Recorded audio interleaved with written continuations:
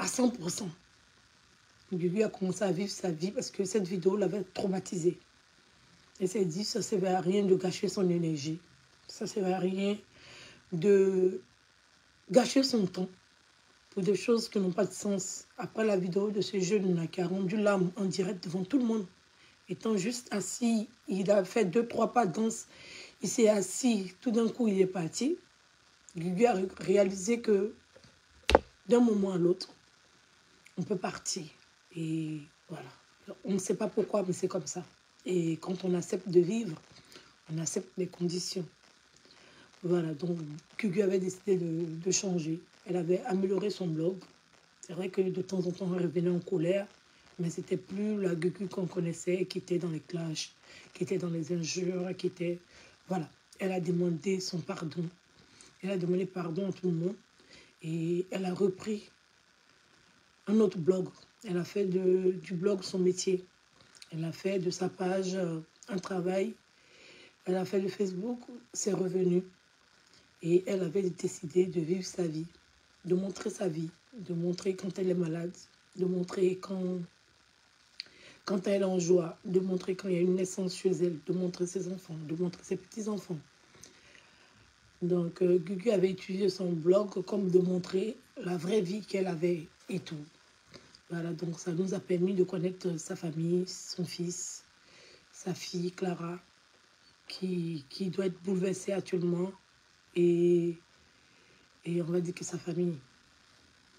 Voilà, donc nous, on regardait Gugu, on a fait une immersion complète dans sa vie.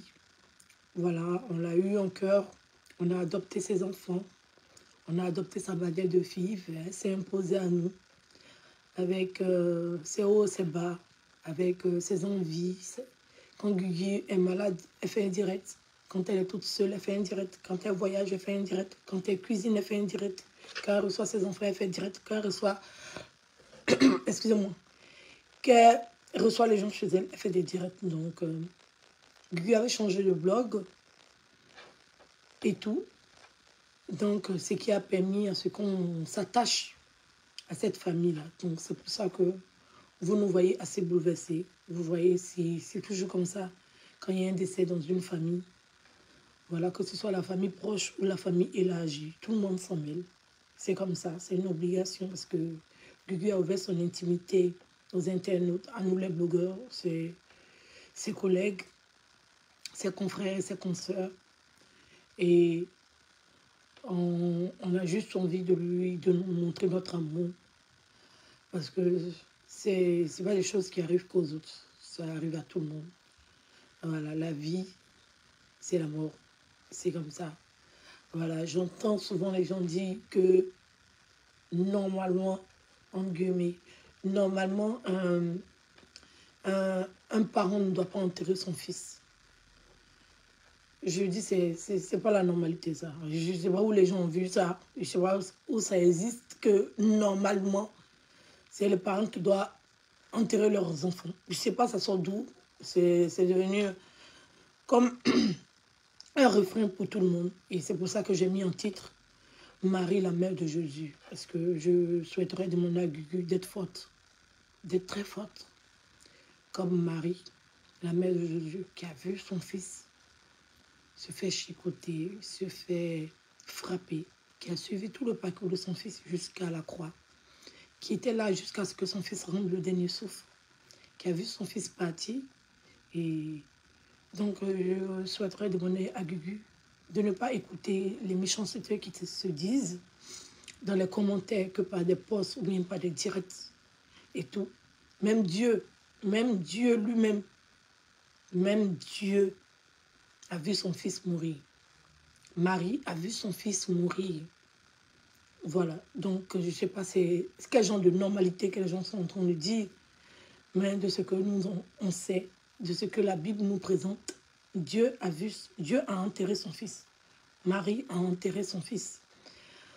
Voilà, donc c'était le destin de Julien. C'est pas de ta faute. C'est pas la faute de quelqu'un, c'était son destin. Il y a des gens qui décèdent même dans le ventre de leurs parents. Il y a des gens qui décèdent même à 1 heure de naissance. Il y a des gens qui décèdent à 1 jour, 2 jours, 1 an, 6 mois, 3 mois, voilà, 10 ans, 12 ans.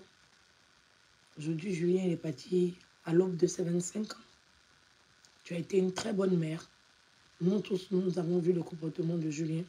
C'était un jeune garçon très adorable, très affectueux, très gentil, très calme, très posé pour son format. C'était un enfant très bien éduqué. Tu as réussi ce pari. Tu as fait un beau garçon et un magnifique garçon. Quand je revois ces vidéos que les gens sont en train de poster, je vois la belle personne que tu as eu à mettre dans ce monde et qui est partie tôt, mais c'était son destin. Voilà, tu n'as pas à t'en vouloir parce que tu as réussi. Oui. Tu as réussi à faire de cet être que Dieu t'a donné une belle personne. S'il est parti maintenant, c'était son destin. C'était son jour. Et tu n'as pas écouté toutes ces méchancetés ou bien tout ce que les gens disent pour te donner encore plus de souffrance que déjà ce que tu vis actuellement. C'est difficile pour tout le monde, c'est difficile pour toi, c'est difficile pour nous. Mais on ne peut qu'accepter parce que c'est ça, la vie. La vie, c'est ça. La vie n'est pas faite que de bonheur, la vie est faite aussi de malheur. La vie est faite aussi d'épreuves. Et c'est par là que tu dois démontrer ta force de caractère, ton courage, ta force d'esprit. C'est difficile, mais c'est ça. Ici en France, la loi dit quand tu perds un enfant, 3 jours, tu retournes au travail. Parce que c'est des choses qui font partie de la vie. On est né pour vivre et on est né, on sait qu'on va mourir. Il y a des gens qui partent plus tôt. On dit c'est les meilleurs qui partent tôt. Il y a des gens qui partent plus tard. C'est comme ça. Tu ne dois pas t'en vouloir. Moi, c'est ce que j'ai envie de te dire. C'est que tu n'as pas à t'en vouloir. Tu n'as pas à te chagriner. Parce que c'est la vie. Et c'est les conditions de la vie.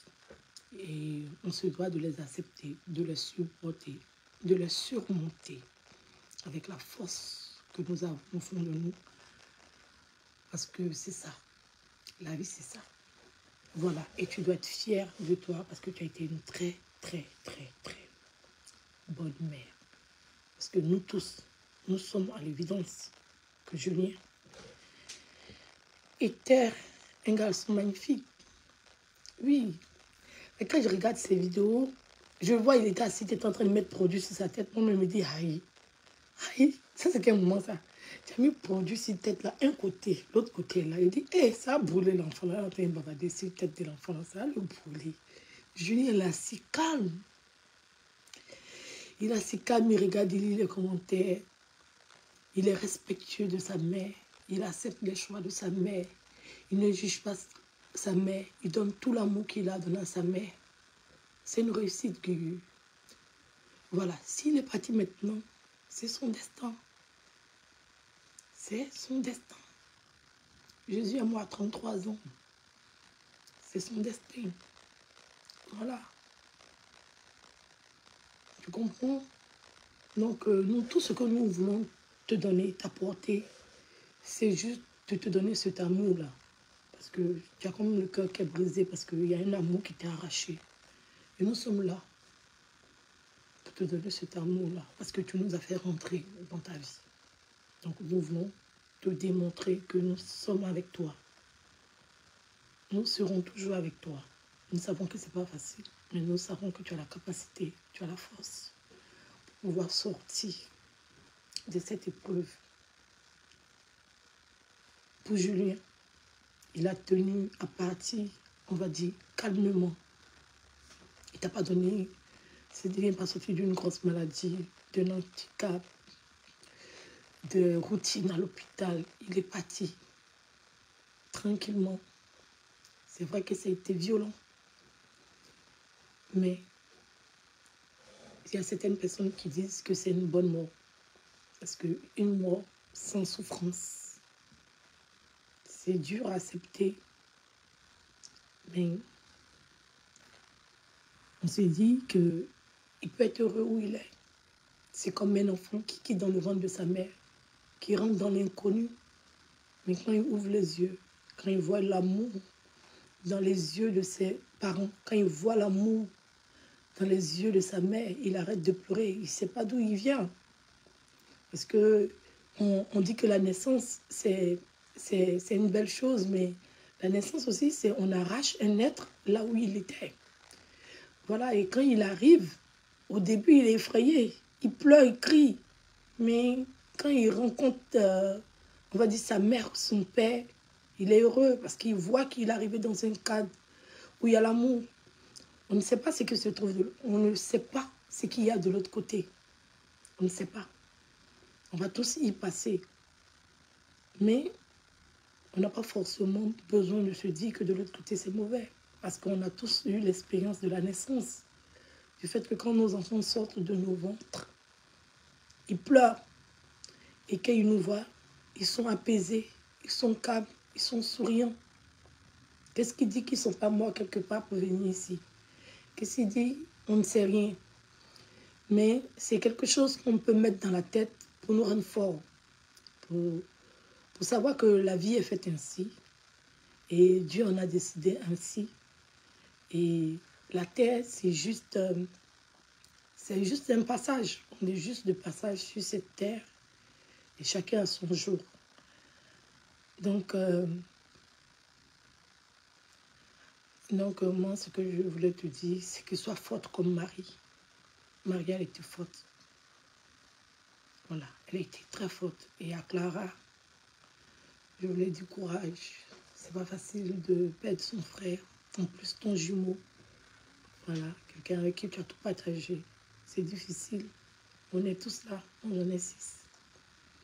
Et ces 6 magnifiques enfants qui demandent que d'avoir des frères et sœurs. Donc, il y a 6 frères et sœurs ici qui t'aiment énormément parce que ils ont regardé vos vidéos, ils ont partagé votre quotidien avec vous. Donc, on est là. Vous n'êtes pas seul. Ne vous enfermez pas pour être seul. Voilà. Vivez votre vie. C'est difficile. Mais c'est cette force-là que vous avez besoin.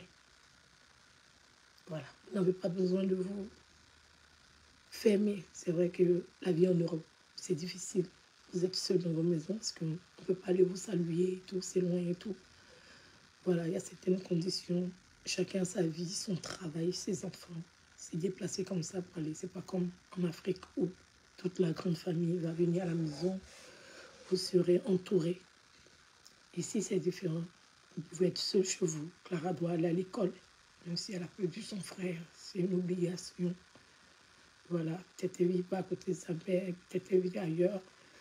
Gugu est obligé d'aller chez son fils. Clara sera obligée de rester à la maison, aller à l'école le matin, rentrer le soir, se retrouver seule sans son frère. C'est difficile, c'est compliqué.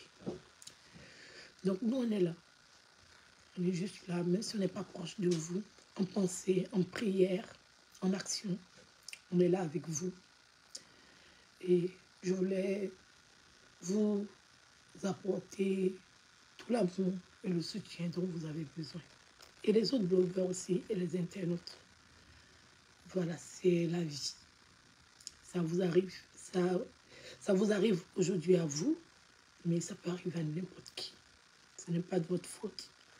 Vous n'avez pas merdé quelque part. C'est comme ça. Je le répète encore. La normalité n'a jamais dit que c'était un enfant d'enterrer sa mère. Parce que quand un enfant perd sa mère, il en souffre. Donc il n'y a rien de normal dedans. Voilà. La normalité, c'est que c'est la vie. Et que chacun a son jour. Et chacun partira au jour dont il est prédestiné. Il y a des gens qui ratent le jour parce que ce n'était pas le jour. Il y a des gens qui étaient en mort imminente, qui devaient mourir, qui devaient monter dans un avion. Ils n'ont pas pu monter. Ils ont raté le vol s'est crashé. Ils ont raté le bus. Le bus a fait un accident. Donc, on ne sait pas. Il y a des gens qui arrivent à déjouer. Il y a des gens qui n'arrivent pas. Chacun sa vie. On ne sait pas, on ne sait rien. Mais ce qu'on sait, c'est que tout le monde va partir. Les gens qui ont raté 3 fois, 4 fois. Il y a des gens qui ont raté une fois. Il y a des gens qui se sont retrouvés là-bas, ils sont revenus à la vie. Parce que ce n'était pas le jour. Quand ton jour arrive, tu pars. Personne ni personne ne peut changer quoi que ce soit. Donc, Gugu, je te demande juste de ne pas t'en vouloir. Aussi à la femme de Julien. Il ne faudrait pas qu'on s'en veuille. Peut-être qu'elle n'était pas à la maison. Et voilà, c'est arrivé. Il ne faudra pas qu'elle s'en veuille aussi.